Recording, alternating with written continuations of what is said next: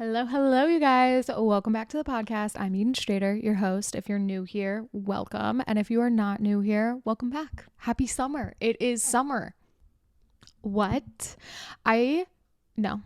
Actually, we're not going to do this. We're not going to talk about how quickly time is going because I've literally pinpointed that I do this on every single podcast. And then on every single podcast, I go, wow, I do this every time. Moving on. I have had the craziest week. It has been so chaotic and crazy.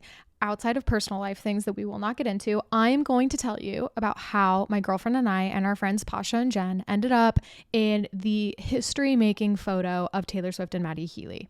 This is going to be quick, but I just had the craziest day the other day, and I feel like you guys need to hear about it because I'm not usually someone that gets very excited about celebrities. I'm not a big celebrity person. I also just feel bad when I see them. Like, I'm just like, I don't want to bother you. You get bothered all of the time.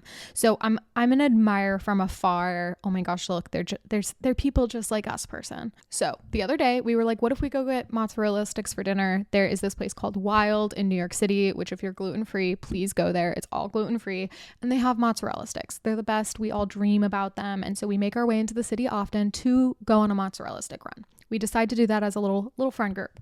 We go get our mozzarella sticks. We're thriving. And Deirdre, my partner, is like, I'm dying for a Mr. Softy. And I know that the ice cream truck is definitely at Washington Square Park. So even though we're not close to that, why don't we drive over there? Because we had a car and we were like, okay, perfect. We get in the car to drive to Washington Square Park. Keep in mind, this is just a casual Monday, Tuesday, one of those days. While we're driving, suddenly Deirdre goes, that was Nick Jonas. And then we're like, no way. Like, there's no way. We just passed a casual restaurant and Nick Jonas is just eating outside. No, thank you. But we're like, okay, yeah, let's do a lap. We do a lap. Nick Jonas is going to like walk across the crosswalk behind our car as we drive past. So we identify that it's Nick Jonas, and then he gets so close to our car to walk behind it. Like, it looks like he's walking up to us. And there he is. It's Nick Jonas, literally like 2 feet from our faces because we're in the car, which was insanity. It was like one of those moments where I was like, whoa, you never feel like a celebrity is walking towards you. And that's what happened. So that happens. And we're like, wow, that was crazy. Like, let's keep going. Let's now go to the park. Let's go get ice cream. What a crazy night. So fun. Nick Jonas mozzarella sticks ice cream. Then while we're driving to Washington Square Park to go get our ice cream, we pass Electric Lady and there's like a decent crowd, like 20 people out there. And Deirdre's like, hold on, pull over. Like if there's people at Electric Lady, which is a studio here, which is like where Taylor Swift records, Lorde records, like something's going on. So we pull over, her and Pasha run out. They go ask what's going on. And everyone's like, oh yeah, it's Taylor Swift. And we're like, okay, what? So we park the car, we go wait. Basically, the story is thus. We were there for 4 hours, which is crazy, I know, but here's why. Every like 30 minutes, a new series of like insane celebrities would walk in or out. Like, everyone's got eyes on the door to see if Taylor Swift's coming out. And I turn around and I see the bodyguards going somewhere else. So I'm like, let me watch him in case he's going to like take Taylor Swift, like through a back alley or something. Suddenly he's walking towards us and there's like this really short woman and this really tall man. And I'm like, who are those people? They get a little closer and I'm like, that's Channing Tatum and Zoe Kravitz. And then they just walk right by me. Just me, little old me, Zoe Kravitz, human perfection, walking 1 foot from me. Then we had like Maggie Rogers, Gracie Abrams, Jack Antonoff, Suki from what is the band's name? I can't remember. But like literally all these A-list celebrities just were like walking by us every 30 minutes in a way where it was like, well, we can't leave now because if Taylor Swift is in there, she's probably going to come out any second. She did not come out any second. She came out 4 hours later, but she came out with Maddie Healy and they walked right by us. And so any photos you saw of them in the Rolling Stones, you can probably see me and Deirdre's faces just looking so bamboozled and shocked and amazed in the background. It was crazy. We wrote them down and we saw like 10 celebrities within a couple hours. So that was my week. That was crazy. But it was also just really cool. Like it felt also like we kept all saying like, this feels like something that happens to other people. And you're always like, wow, this always happens to other people. Never happens to me. I've always been that would never happen to me person. And it did. I was that person who it happened to. which is crazy. So this is my personal story for you all this week, which is just that I saw it all. I was there in the flesh, and now we're on the Rolling Stone, which is crazy. It's like weird to have my friends tag me in Rolling Stone and like E! News and people and be like, nice face. That's your face in this photo. And we have a photo with Taylor Swift now. She was like 4 feet from us. So crazy. Okay. Anyway, in other news, other things that are going on, I launched my new business, Amara. It is a creative agency, which we have been having so much fun, and I've gotten to like really stretch my creative muscles. I almost said bones. You don't stretch those. To try new things, get back into shooting. I've been shooting a lot more, which has been so fun.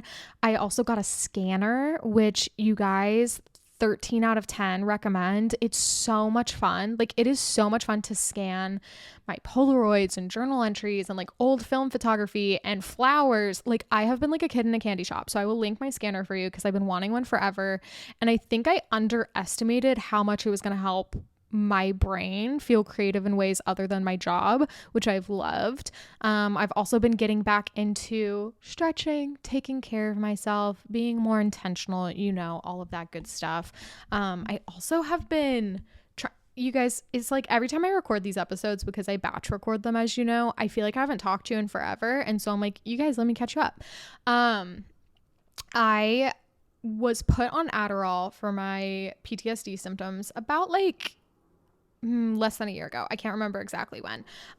But for those who don't know, there's a big shortage right now, and it's almost like impossible to get in New York City. And so that's been really hard because I'll often have to go like a week without my Adderall. And I've noticed though that like my brain fog was still kind of rough despite that. So I've been trying to think of like natural alternatives that I can do.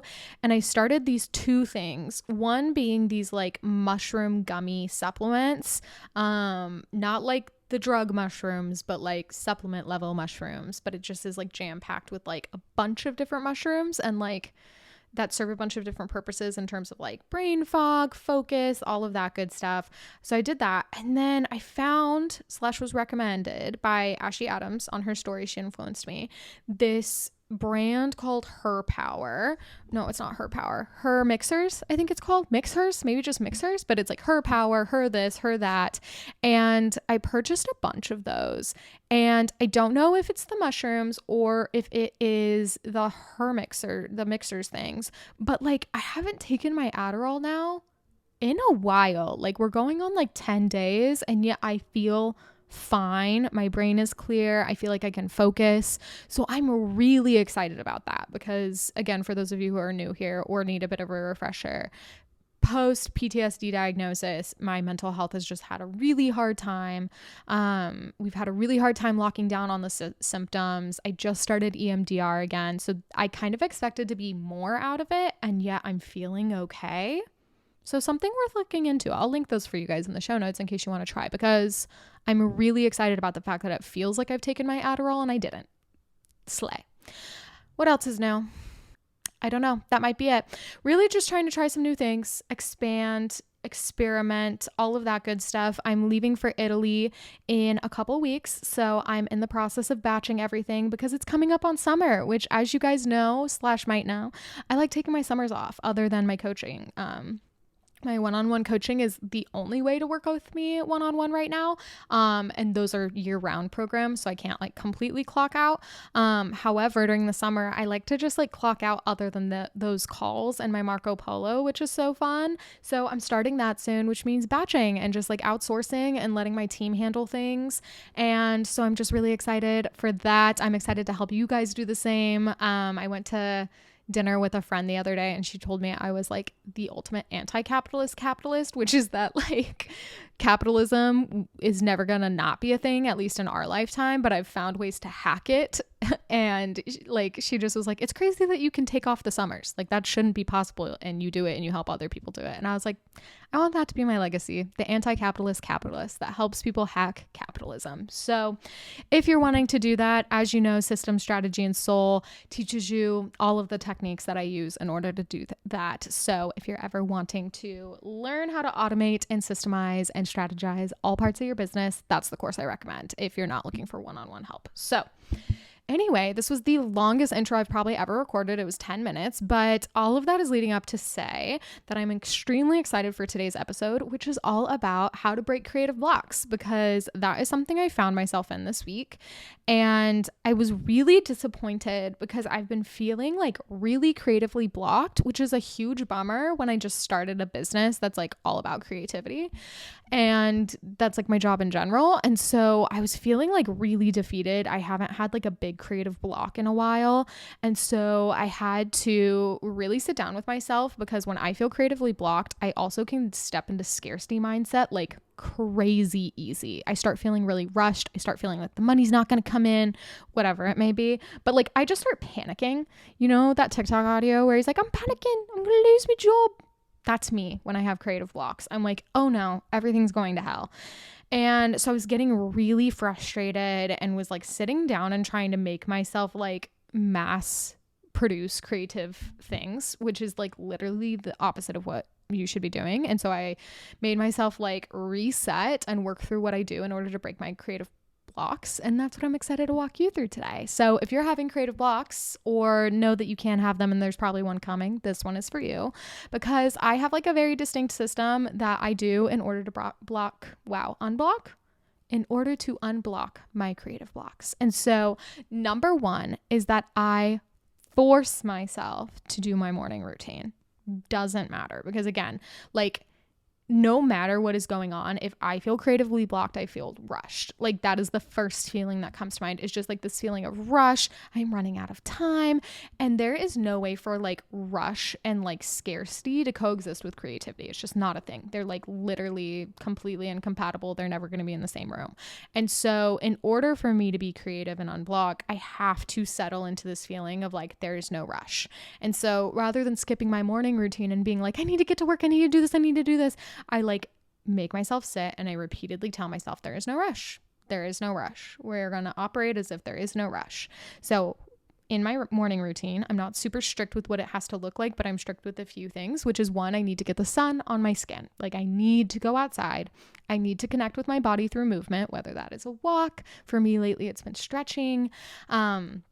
And I need to have like a healthy, full breakfast and like stay off my phone as much as possible. That is my morning routine. So I make myself do that. So yesterday that looked like doing stretches, eating a beautiful breakfast, petting my dog, laying with my dog. I even like went to the park to reset, but it's so important to me that I just like do some deep breathing, come back to earth, and don't think about work. The next thing is that I want to reconnect with my why and like the emotions behind why I love being an artist in general. So yesterday to me, that looked like going through old like film photos and old photography that I have from my family and like old photos of me and my mom. My mom is such a huge source of inspiration for me, both like personally and work ethic and artistically. She's a painter. She's been an art teacher all growing up. She raised me as a single mom for several years. She's always been a working mom. Like my mom is such a badass. She's such a powerhouse. She is at the foundation of like everything I produce. So I found like all of these film photos of me and her when I was a kid, and especially from when she was like raising me alone. And I just like looked through them, connected with them, really tried to like come back to my why on like why I want to do this, why I want to be an artist, why I want to be a coach and help other people be successful.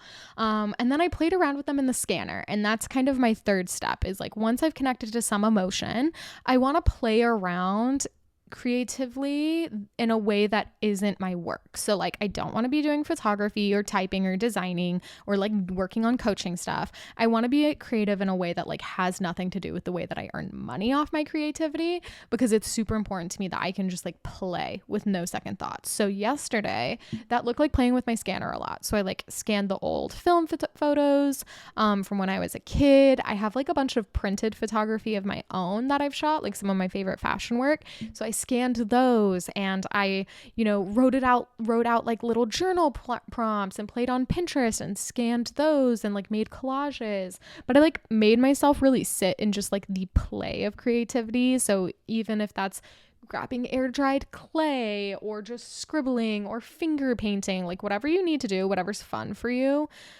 connect with creativity in a way that has literally nothing to do with your job. And that's so important. Like, do not let it have anything to do with your job. Otherwise your brain is going to like naturally be like, work. So connect to it in some different way. And then I didn't get, and this is like the hardest part because this is where you start feeling really rushed. But in these moments, I will not let myself get back to work until I have like calmed my own nervous system out of feeling like rushed and anxious that I've been creatively blocked. Like I have to just like settle until I feel excited to go back to work again. And then that's when I can go back to work again. And this is kind of like my system for breaking my creative blocks. And like another thing is too is like giving yourself permission to clock out when you can tell that you're starting to get frazzled or blocked or like overworked again and burnt out. Like last night or yesterday, I didn't start working until like 6 p.m. and I think I worked for 2 hours. And then I was like, I'm just gonna call it. Like there's nothing literally due tomorrow. So unless there's something literally due, there's an emergency or a quote unquote must be done, I'm just going to clock out because it can wait till tomorrow. Because here's the thing with creative blocks, you're not going to force yourself out of it. You have to like ease yourself and like coax your way through a creative block. You can't just like regimented work your way through it. It's not going to be a thing. So make sure that you're just like giving yourself the grace and time to reintroduce these feelings of passion and just emotions in general and play, because that's how your creativity comes back to you. So those are my must-dos, my must-haves, if you will, when it comes to breaking your creative blocks. So implement these. Let me know how it goes. Slide into the DMs. Tell me how you broke your creative blocks. Tell me what you ended up doing. Tag me in your stories, whatever it may be. But I hope this helped you guys who are struggling with creative blocks. I love you guys. I will see you next time. As always, if you are wanting to dive further into your business, binge the rest of the podcast, we'll link some freebies for you below. And if you enjoyed this episode, please, please, please, it would mean the absolute world for you to share it on your stories, tag us, share it with your friends, subscribe and leave us a review. It means the world. It helps us get the word out about the podcast. So that's everything. I love you guys. I mean it. And I will see you next time.